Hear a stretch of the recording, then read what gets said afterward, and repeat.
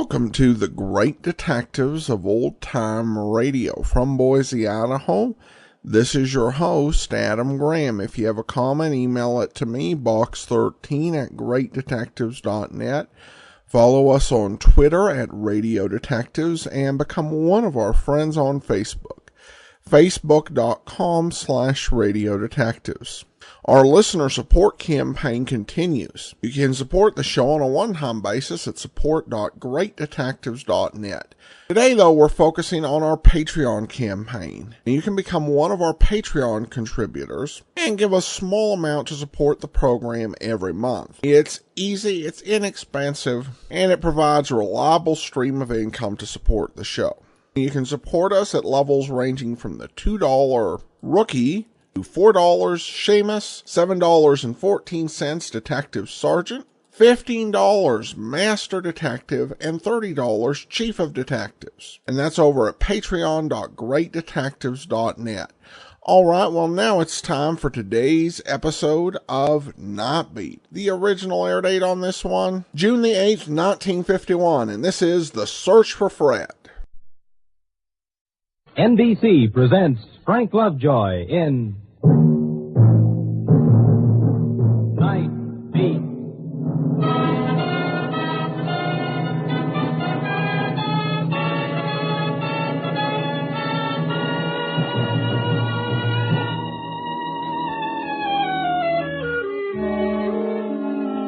Hi, this is Randy Stone. I cover the Night Beat for the Chicago Star.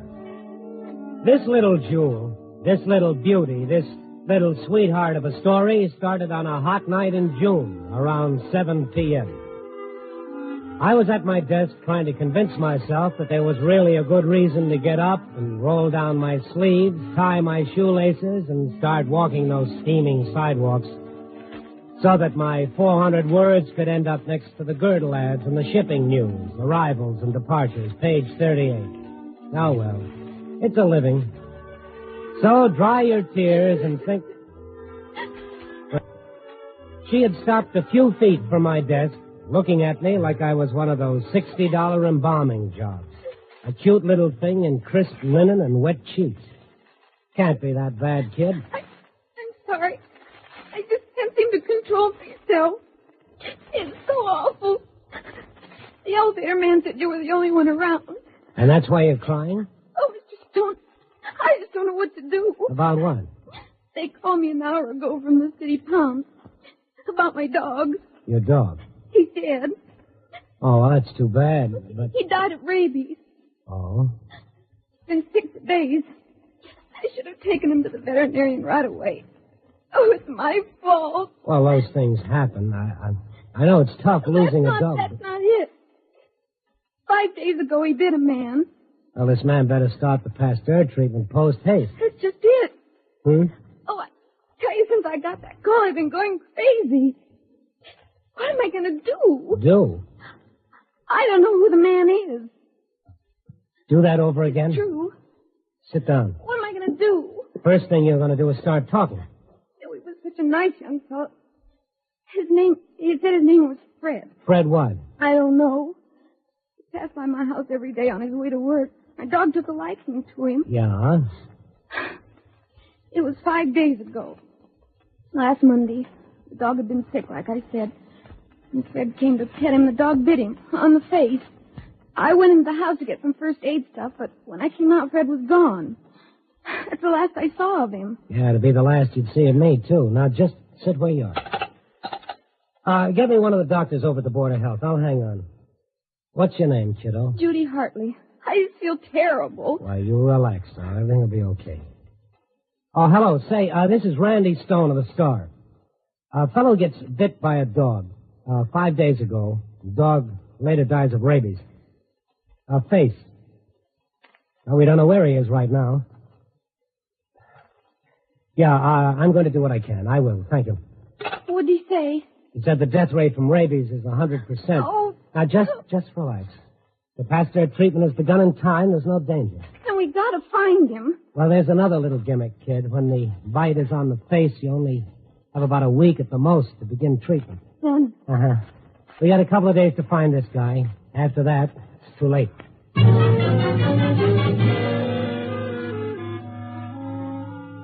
Well, that's how it began. 7:35 Thursday night, June 6th. The girl and I went right to police headquarters through streets choked with thousands of listless Chicagoans looking for a small breeze. When I told the lieutenant in charge what had happened, he turned as yellow as calcimine and put in a call for the captain. The captain had been called right in the middle of his son's wedding.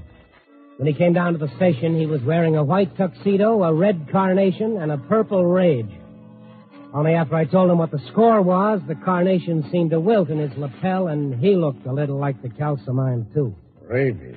Good Lord. Where do you live, young lady? 3201 Palmer Place. Oh, I feel so guilty about this. Anybody who has a dog that doesn't give an anti-rabies shot should feel guilty. I know. I'm sorry. Forgive me. Now, you say you walk past your place every day on the way to work. How do you know he was on his way to work? Well, he wore mechanic's overalls, and he carried a lunch pail. Undoubtedly works or lives in that neighborhood. Along with 100,000 other people. You're telling me. Radio room. Cross your fingers, Stan. Hello. I want every squad car in the Logan Square area alerted. I want 5 special squads.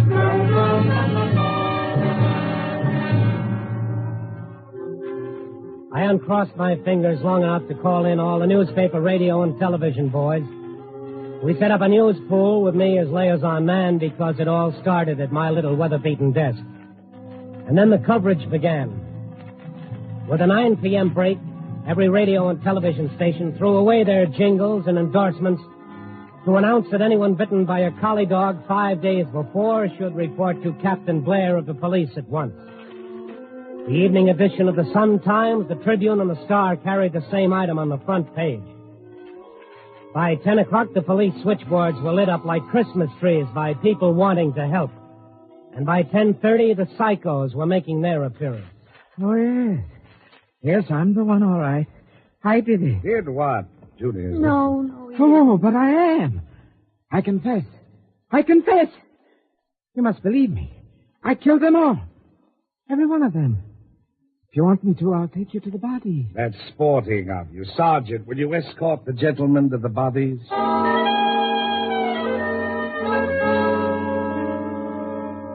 10 after 11, still nothing. Judy, the captain, and I sweating it out in his office, avoiding each other's eyes. The captain now with his white tuxedo coat hanging over a chair and his black tie dangling from one ear, and trying not to look at the clock. Judy chewing on her knuckles and me making one trip after another to the water cooler in the corner. And the minutes passed. And then the phone started ringing again like it had been ringing all night with one false alarm after another. Hello. Yeah. What? Where? Hey, what is it? Pay dirt. Good work, Harris. Be right over. They found him? No, but the next best thing, they found out where he lives. Come on.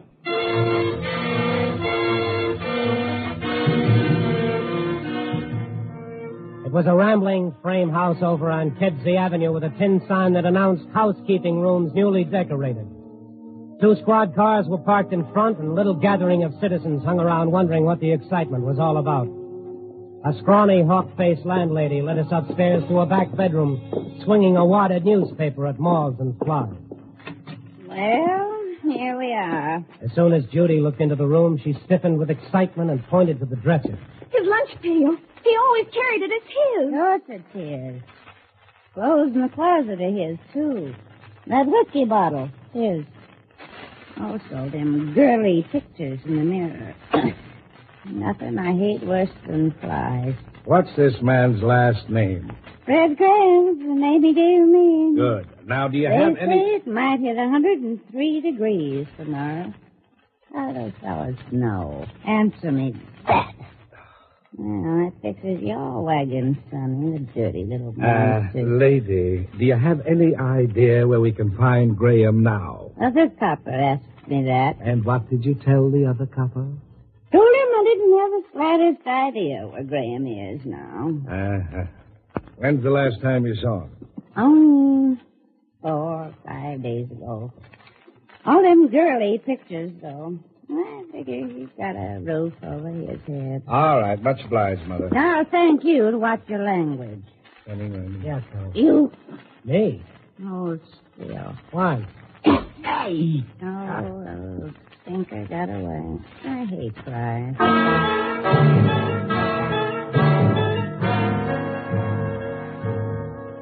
at a few minutes before midnight, we had his name, Fred Graham. And after the cops finished going through his room, we also had his personality. This was a lover boy from way back.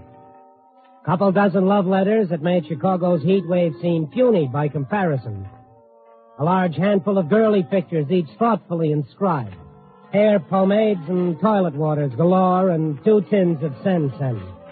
Also some paycheck stubs from the A1 Auto Repair Service. Also a postcard from his mom in Cheyenne, Wyoming, hoping he was being a good boy. Good. This guy must have been terrific. By 1:30 a.m., every girl who'd sent a letter had been contacted. No Freddie. The owner of the garage hadn't seen him for 5 days. All his poor ma in Wyoming could offer were her tears. The one break with the snapshots. He appeared on a few of them, and his likeness was blown up full size and handed around. 2 television stations returned to the air to transmit the picture for a solid hour. And the 2 a.m. edition of all the papers tore out every story of disaster and war and hate and carried nothing on the front page but the smiling face of Fred Graham. The radio boys brought a wire recorder to the captain's office, and he transcribed the message. This is Police Captain Blair. I am broadcasting this urgent message to Fred Graham. The dog that bit you 5 days ago has died of rabies. You must have treatment at once, or you are doomed. Report to the police or to any doctor in Chicago immediately. And for the rest of that night, the message was broadcast every 15 minutes on all the stations that remained in operation. But still nothing happened. And then around 4 a.m., the captain rolled up his sleeves, picked up the phone, and really went to work. I'm sorry I had to get all you good people up, but we need all the help we can, and we need it fast. I want to bring all you people up. The Red Cross people were there, the FBI, the Civil Defense people, representatives from the mayor, the Board of Health, scout organizations, the Salvation Army. A sweltering room full of people. I spotted Judy in the back of the room looking very pale and drawn. I sat next to her and she sagged against me. The Board of Health doctor tells me that already it might be too late for us to help Fred Graham. That's certainly that every hour that passes reduces our chances of reaching him in time. Therefore, I've decided to call the entire city into the hunt. Let's find him, the whole city. Judy.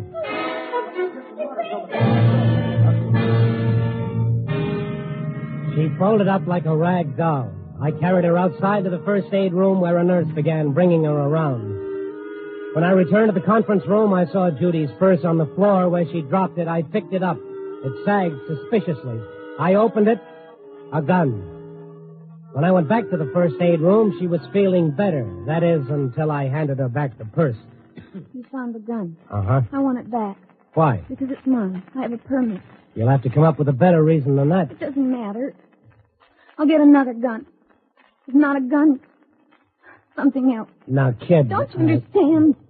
It's like I killed him. It's just the same. That's nonsense. That's how I feel. And if they don't find him in time, I couldn't live either.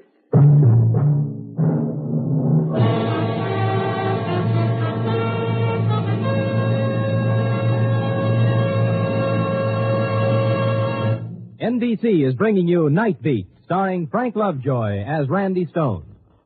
It's the Silver Jubilee on NBC. I'd like to take just half a minute to alert our listeners for 2 more top mystery shows heard tonight on NBC. First, straight from the famous Craig Rice novels, hear The Amazing Mr. Malone. Then later hear Herbert Marshall starring as the man called X, who proves that the symbol X stands for adventure in all the distant and dangerous places of the world. Listen for The Amazing Mr. Malone and Herbert Marshall as the man called X, later tonight over many of these same NBC stations.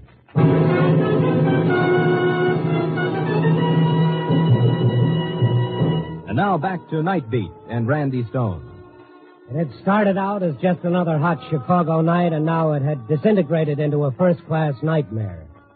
An entire city trying to find Fred Graham, who'd been bitten by a rabid dog and who would surely die if he weren't located very soon. Blair, I am broadcasting this urgent message to Fred Graham. The dog that bit you 5 days ago. And all through the long hours of the night, the disc jockeys interrupted Old Soldiers Never Die and Dabba Dabba Dabba to play the captain's recorded message. And all that morning on the Wake Up and Shine shows. And the television stations and the newspapers playing up the photograph of Fred Graham. But nothing happened. Around 6 a.m., I sent Judy home with a nurse and told the nurse to watch her every minute. And after that, I just hung around the hallway of the Central Police Station, watching the ruby red sun start a new sizzling day. The last day we'd have to find Graham in time. The captain called me in around 9. A white tuxedo looking like something left over from war surplus. All right.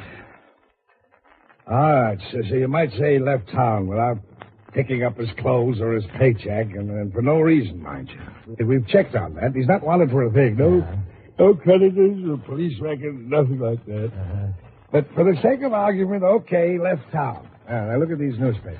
Detroit News, New York Post, Miami Herald, San Francisco Chronicle. Front page story in every newspaper in the country. But still nothing happened. Where is he, Randy? Where is he?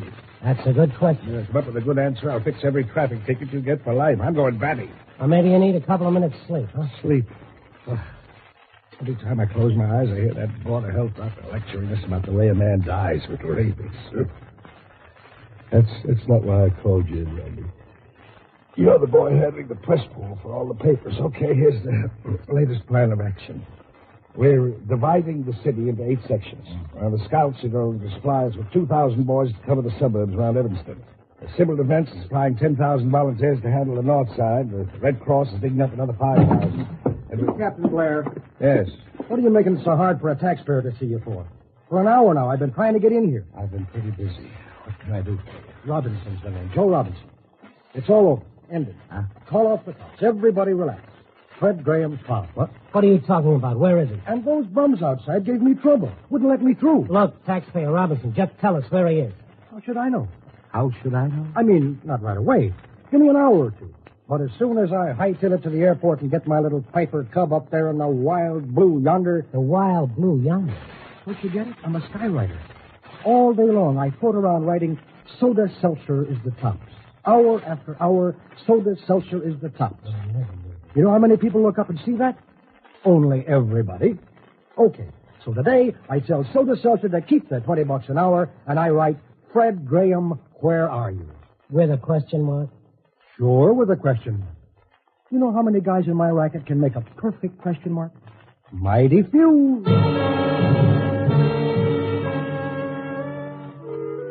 As gently as possible, we eased Joe Robinson, the flying taxpayer, out of the place. But in a cockeyed way, he was symbolic of the entire city, ready to give up $20 an hour to help find Fred Graham. Yeah, that's how it was everywhere. That morning in every church, a prayer was said for Fred Graham at early Mass. Around every newsstand, a solemn little crowd gathered, shaking their heads and taking it as a personal tragedy. Around the radio shops... This is Police Captain Blair. I am broadcasting this urgent message to Fred Graham.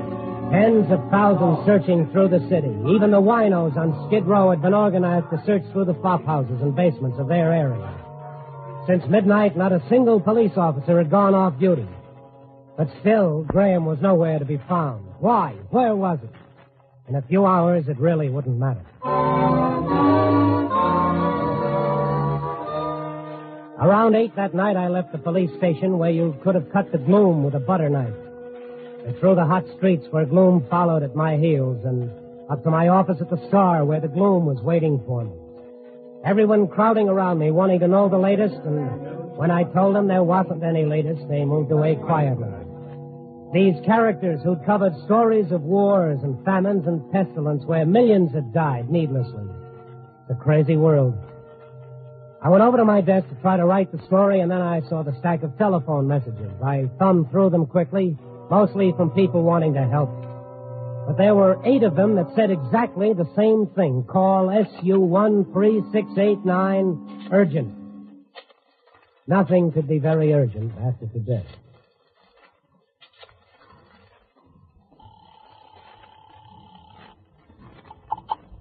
Hello? This is Randy Stone of the Star. Why didn't you call me before? I've been going crazy trying to reach you. Didn't you get my messages? I've been away from the office on the Graham story. That's what I'm calling about. He wants to talk to you. Oh. Fred Graham. What? But you've got to come alone. Look, he needs help. He needs it fast. I know that. But that's the condition. That you come alone. What's the address? Alone? Yes. What's the address? 2830 Rogers Avenue, apartment C. I've got it. How does he feel? Terrible. Hurry.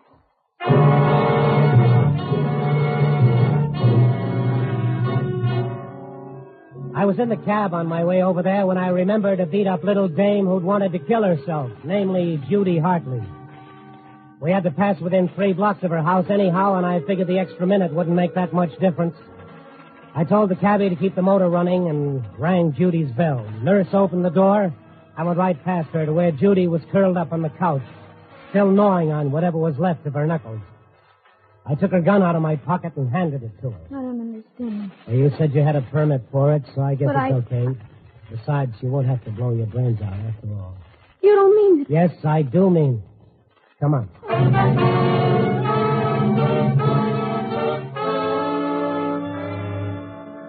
2830 Rogers Avenue was a punch-drunk apartment building leaning up against the moldy gasworks. But to Judy and me, Buckingham Palace never looked so good.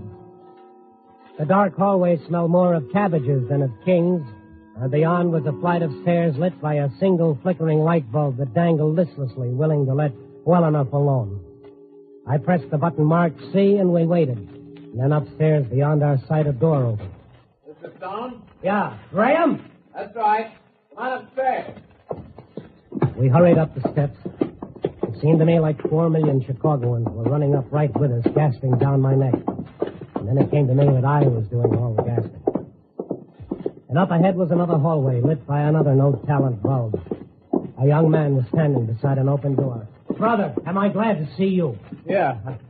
No. Oh, no. No. He spun around, went back into the apartment, slammed the door behind him. I must make a grand first impression. Graham, open up, Graham. Oh, what's wrong with you? Maybe he's already starting to get sick. I read somewhere we're acting like this is one of the first symptoms. Yeah. Oh, break down the door. Break it down. Stand back. Me and my dynamic tension. That's it. I stepped through the broken door and into the small bedroom. He'd been desperately trying to get out the window, and now he was cowering against the wall, like a mad dog. Oh. Judy, get on that phone quick. Call Captain Barnes. Have him get an ambulance over here right away. He won't need an ambulance. He'll need a hearse. Why? Oh, now listen to me, sweetheart. I can explain everything. Sweetheart. Hey, Judy. Judy. What are you doing with that gun? Killing a dirty rat. Yes, the gun I'd given back to her half an hour before. The first shot shattered the window. The second knocked the head off a pink Cupid doll on the dresser. And the next 2 did terrible things to the ceiling plaster. The 5th went through a silk lampshade, making the tassels wave back and forth. The last shot was really a dangerous one. It came within 3 feet of Fred. And after that, the gun just clicked harmlessly several times. And after that, Judy began crying, which is where I came in. And then Fred started crawling over to her. Oh, come on, sweetheart. Don't cry. Please, don't cry. Oh, Freddie. Oh, baby. Freddie, I wanted to find you and kill you. Now look at me. You wanted to kill him. Graham, where are the dog bites I've heard so much about? Oh, isn't it a fantastic little thing? But I do love her. I love her. Oh, Freddie. The next time I get jealous, I want you to turn me over your knees. Wait a minute. Wait, what is this? Last fight we had, that was a real Lulu, wasn't it? She made me give her back all the letters and pictures, and still she wasn't satisfied. When I heard she bought a gun to kill me, I figured it was time for me to drop out of sight.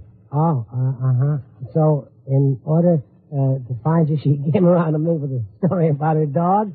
She doesn't even have a dog.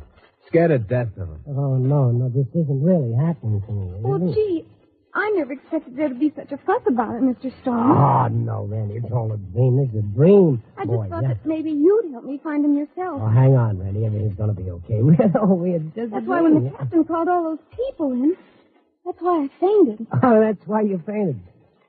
Sarah Bernhardt, you know what you've done to this fair city of 4 million people in the last 24 hours?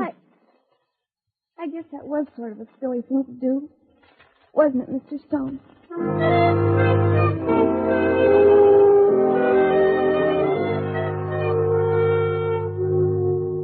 Well, since there were no more bullets in the gun, I couldn't kill her. Or myself for not checking with the dog pound. But who could doubt a story like that? Tommy, I took a walk through the city where 10,000 Boy Scouts and 8,000 Red Cross workers, the entire civil defense setup, were searching for Fred Graham door to door. The television people, the newspaper people, the radio people. This is Police Captain Blair. I am broadcasting this urgent message to Fred Graham. Shut up! All those cops working the night through without a moment's sleep. The winos searching the flop houses. Every church offering up prayers. Dismally, I looked up into the sky myself, only to see in the fast-fading dust a skywriter putting a smoky question mark on Fred Graham. Where are you? The whole city, 4 million people. What was the caliber of that gun?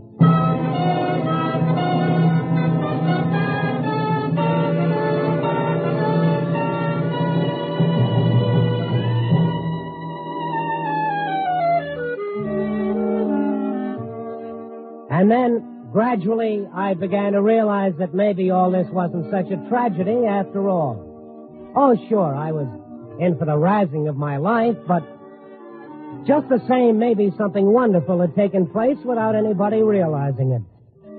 So what if the thing turned out to be a phony? There was nothing phony about the way this town of 4 million closed ranks and forgot all their petty little problems and went to work.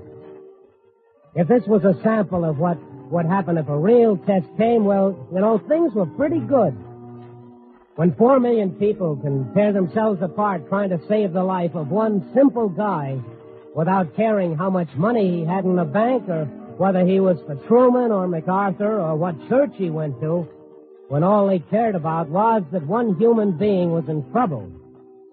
Well, by golly, the race of man wasn't so bankrupt after all. Copy, boy. Oh, no. Wait a minute, no. You better get me Captain Blair. I just hope he's had his rabies shot. Oh, well.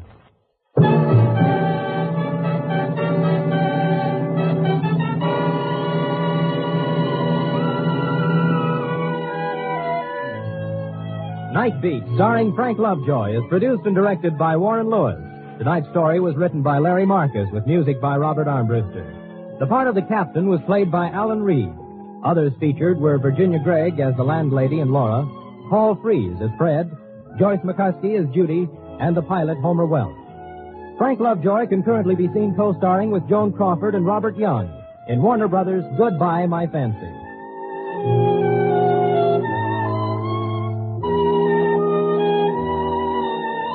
Listen next week at this time and every week as Randy Stone searches through the city for the strange stories waiting for him in the darkness.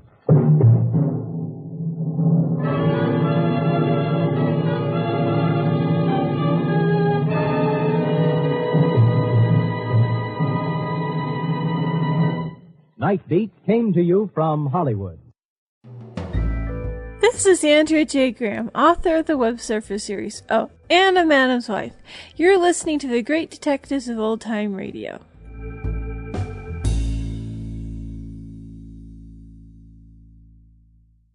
Welcome back. A bit of a twist here. I wouldn't blame Randy too much for what happened here. While he could have called and checked and made sure that this was on the level, I don't really think he could imagine somebody would make up something like this, and the urgency of the situation meant moving into swift action. I do wonder how quickly a town would be mobilized for something like this today.